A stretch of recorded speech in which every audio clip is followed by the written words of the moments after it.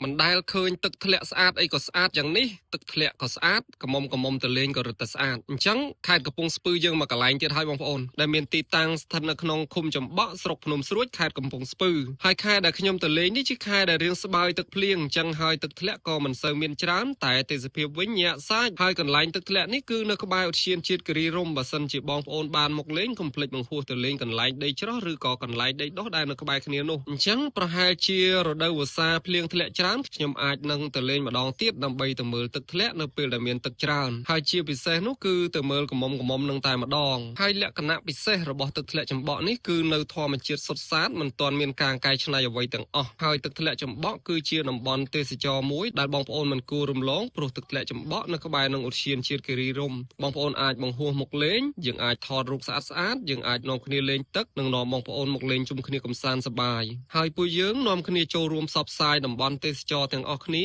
ទេសចរផ្ដល់មកនៅការអភិវឌ្ឍនិងការរីកចម្រើនសេដ្ឋកិច្ចប្រទេសយើងនិងអាចឲ្យបងប្អូនដែលនៅជុំវិញតំបន់រកប្រាក់ចំណូលពីវិស័យទេសចរដោយមិនចាំបាច់ទៅកាប់បំផ្លាញព្រៃឈើ